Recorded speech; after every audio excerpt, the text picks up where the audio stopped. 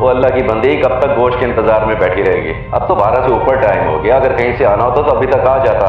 छोड़, उम्मीद न लगा के बैठ। मैं कोई अपने लिए इंतजार नहीं कर रही हूँ। मुझे कोई शौक नहीं है गोश्त खाने का। मैं तो ये सोच रही हूँ कि कुर्बानी की ईद का दिन है, अगर कहीं से थोड़ा सा गोश्त आ जाएगा तो तुझे यखनी बनाकर दे दूंगी। बीमारी की वजह से वैसे ही तेरी हालत बहुत खराब हो गई है। बात तो तेरी बिल्कुल ठीक है सकीना, मगर हमारे घर गोश्त है, ये अब हमारे बस में तो नहीं है। ये तो कुर्बानी करने वालों को सोचना चाहिए ना। आजकल हर कोई रिश्तेदारियां और दोस्तियां निभाता है, गरीब को कौन याद करता है? कह तो बिल्कुल ठीक रहा है, मगर मुझे अफसोस इस बात का है कि कमल बाजी ने मुझसे कहा था कि मैं गोश्त भेजूंगी। उनको तो हमारे हालात के बारे में सब कुछ मालूम है ना, मगर फिर भी नहीं भेजा। भेजा नहीं भेजा कर करके ना मेरा भेजा खराब ना कर। तू मेहरबानी कर चूल्हे पे दाल ही चढ़ा दे, बहुत भूख लगी हुई है मुझे। और देख, तेरी बातें सुन सुन के तेरा बेटा भी परेशान हो गया। नहीं नहीं, मेरा बेटा क्यों परेशान होगा? मैंने तो परेशान करने वाली बात की है आपको? बस अम्मी, गोश्त गोश्त सुन सुन के मेरे कान पक गए हैं। चलो, तू भी बाप की तरफ हो जा। बाप का भेजा पक गया है, तेरे कान पक गए हैं, और अगर मेरा दिमाग खराब हो गया ना तो दाल भी नहीं पकाऊंगी, भूखे रहोगे फिर। नहीं नहीं अम्मी, मैं तो मजाक कर रहा था, आप तो गुस्सा ही कर गई। चलें देखिए, मैं 3 तक गिनूंगा और गोश्त आ जाएगा। 1 2 3। देखा, आ गया ना गोश्त। जा जा देख कौन आया है। अबार बेटा, कौन आया है? अम्मी, वो आंटी कवल का बेटा साद है। जरूर गोश्त देने आया होगा। अब आप उसको अंदर बुलाओ ना, बाहर क्यों खड़ा किया हुआ है? अच्छा अम्मी, साद अंदर आ जा, अम्मी बुला रही हैं, बाहर बहुत गर्मी है। नहीं नहीं, मैं अंदर नहीं आ रहा, मैं तो तुझे बुलाने आया हूँ। आजा बाहर खेलते हैं। खेलने के लिए बुलाने आए हो और कोई काम नहीं है? हाँ भाई हाँ, तुझे खेलने के लिए बुलाने आया हूँ। अब बता दे चलना है कि नहीं? एक मिनट, मैं अम्मी अब्बू से पूछ के आता हूँ। कहाँ है गोश्त? अम्मी, वो साद मुझे खेलने के लिए बुलाने आया है, मैं चला जाऊँ? यानी वो गोश्त देने नहीं, तेरे साथ खेलने के लिए आया है? कोई जरूरत नहीं है बाहर गर्मी में जाकर खेलने की। उसे भी कहो कि घर से शाम को आना। जा बेटा जा, अभी खेलने का टाइम नहीं है। हम सब बीमार हो जाओगे, जा शाबाश। साद अभी तू घर जा, बहुत गर्मी है, शाम को खेलेंगे। और वैसे भी अम्मा अब्बा बहुत परेशान है, सुबह से गोश्त का इंतजार कर रहे हैं मगर कहीं से नहीं आया। क्या अभी तक कहीं से गोश्त नहीं आया? हमने तो कुर्बानी करने के बाद सालन भी बना के खा लिया। अम्मी को तो इस बात का ज्यादा अफसोस है कि तुम्हारे घर से भी गोश्त नहीं आया। चलो अब तुम जाओ, शाम को खेलेंगे।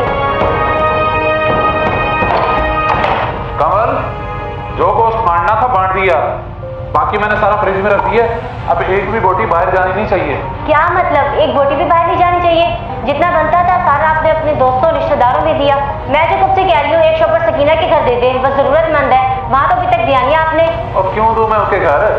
जिन दोस्तों और रिश्तेदारों की तुम बात कर रही हो ना, वो पहुंच और पैसे वाले हैं, उनसे मुझे 1000 काम पड़ते रहते हैं। तुम कहती हो कि उस लंगड़े के घर दे दूं मैं जाके, भला वो मेरे किस काम आएंगे? क्या हो गया आपको और आपकी सोच को? पहले तो ऐसे नहीं थे आप, यानी जो हमने कुर्बानी की उसमें गरीबों का हिस्सा नहीं है। अब बेवकूफ़ों वाली बात मत करो। मुझे पता है किस तरह कुर्बानी करनी है और किस तरह गोश्त की तकसीम होती है। तुम्हें पता भी है 2400 रुपए किलो मटन है। जितने का हमने बकरा लिया और कसाई के मिल मिला के 5000 रुपए किलो हमें मटन पड़ा है। तुम कहती हो यार घर को उठा के दे दूं मैं? अब मैं आपको क्या कहूँ, आप एक कुर्बानी जाया कर रहे हैं, उस कुर्बानी से क्या फायदा जिससे गरीबों को कुछ ना मिले। अब तुम मुझे गुस्सा ना दिलवाओ। शाम को मेरे दोस्त आने हैं, हमने बारबेक्यू पार्टी करनी है। मुझे पहले डर है ये गोश्त कम ना पड़ जाए।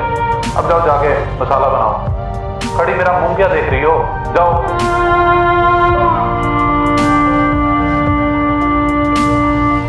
यासिर भाई, हमें भूल गए क्या?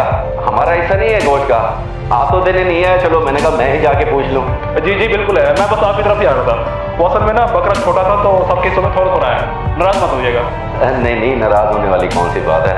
थोड़ा ही ज्यादा कोई फर्क नहीं पड़ता। कम से कम आपने हमें याद तो रखा। जज़ाकल्लाह। स्कीना, ओ स्कीना, ये देख यहाँ बैठी है। स्कीना उठ, ये देख गोश्त ले आया मैं, अब जो दिल करे बना। ये अच्छा हो गया, अभी आधे पौने घंटे में सालन बना दूंगी, और गोश्त आएगा तो फिर दे दे यखनी बना दूंगी।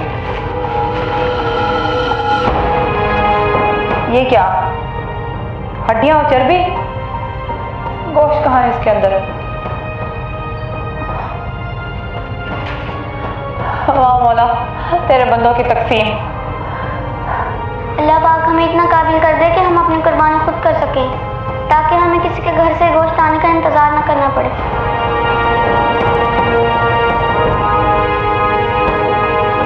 तो अम्मी ये है सारी बात। मुझे तो हैरत हो रही है कि उनके घर किसी ने गोश्त नहीं दिया।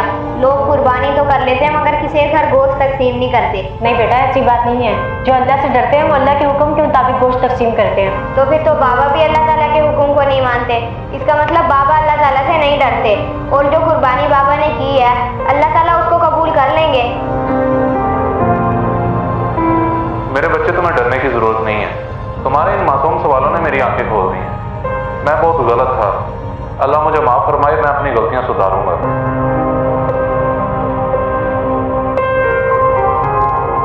ये क्या कर रहे हैं आप? वही जो मुझे पहले करना चाहिए था।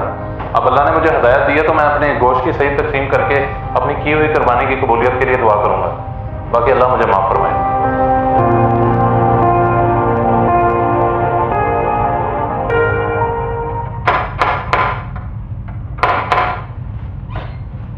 ये लें सकीना बाजी, आप लोगों का गोश्त का हिस्सा। मुझे आने में देर होगी, आप लोगों को इंतजार करना पड़ा होगा। दरअसल घर में अकेला हूं ना, इसलिए ज़हन से निकल गया था। नहीं नहीं भाई साहब, माजरत करके शर्मिंदा मत करें। आपका बहुत शुक्रिया। और वैसे भी इतना सारा गोश्त आप लाए, हम क्या करेंगे इसका? अरे अरे बहन, आप ये बनाएं खाएं, बल्कि असगर भाई को तो इसकी ज्यादा जरूरत है। वैसे असगर भाई है कहाँ? वो बाहर गए हैं, अभी आ जाएंगे। आप अंदर आकर बैठे, मैं अब्बास को भेजती हूँ उनको बुलाने के लिए। नहीं नहीं, बहुत शुक्रिया।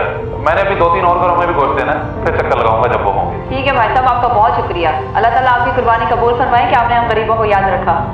आमीन सुम्मा आमीन, जज़ाकल्लाह जी। कमल भाई जी को सलाम दीजिएगा। ठीक है जी, अल्लाह हाफ़िज़।